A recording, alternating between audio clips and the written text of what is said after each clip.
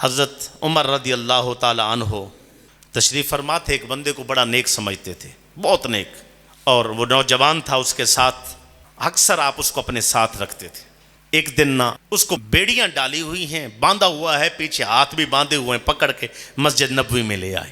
جب مسجد نبوی میں لے حضرت عمر نے اس کو دیکھا تو حضرت عمر بڑے پریشان ہوئے. یا اللہ، جو میں اس پر عقیدہ رکھتا ہوں تو نیکی کا ہے، یہ اچھا بندہ ہے، میں اس کے ساتھ، یہ میرے ساتھ ہوتا ہے، میں اس کو محبت سے دیکھتا ہوں، کوئی کام ہو تو اس کو بتاتا ہوں، یہ تو کوئی سے غلط کام ہو گیا جو اس وجہ سے اس کو پکڑ کے لے کے آئیں.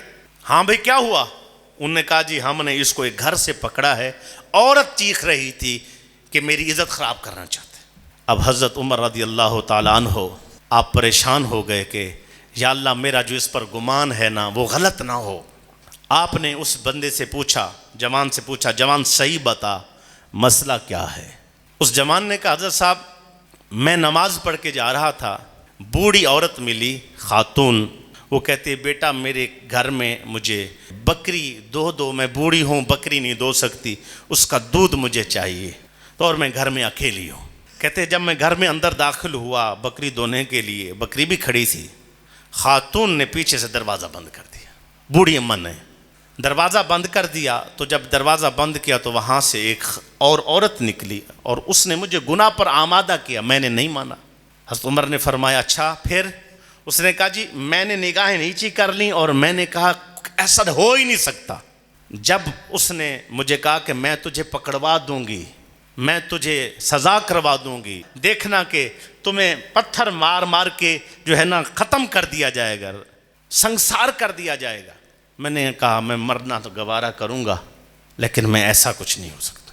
حضرت عمر فرماتے ہیں اب وہ تو عورت جو مائی بوڑھی تھی اس کو پہچانتا ہے؟ اس نے کہا اگر حضور لائی جائیں تو میں پہچان، ممکن ہے اندھیرا تھا، پہچان جاؤں. اب اس کے بعد وہ بوڑھی خواتین جن پر شک تھا اس علاقے کی، اس ایریے کی، ان کو بلایا گیا. بوڑھی خواتین سامنے سے گزاری گئیں، وہ دیکھتا رہا، پہچان نہیں پا رہا. ساتھ ہی ایک خاتون بوڑھی، اس کے پیر ڈگمگا رہے تھے، وہ پریشان تھی. تو حضرت عمر نے فرمایا اس کو غور سے دیکھ. جب غور سے دیکھا وہ کانپنے لگی تو حضرت عمر رضی اللہ تعالیٰ نے اس کو پکڑا، کہا صحیح بتا ورنہ کوڑے ماروں گا. صحیح جلال بھی حضرت عمر کا ہے نا، صحیح بتا. اس نے کہا کہ میں نے ایسے سازش میں شامل ہوں. اور حضرت عمر رضی اللہ تعالیٰ نے وہاں ایک سنہری جملہ فرمایا. آپ فرمانے لگے الحمدللہ الذی جعل فینا شبیہ یوسف علیہ السلام. یا اللہ تیرا شکر ہے کہ تو نے آج ہمیں حضرت یوسف کی مثل بندہ ملا دیا، حضرت یوسف کی مثل بندہ ملا دیا. اور آپ فرمانے لگے جوان بتا میرا تو تیرے ساتھ محبت پیاری، اس لیے تو دیندار آدمی ہے، تو عورت کے فتنے سے بچ کیسے گیا؟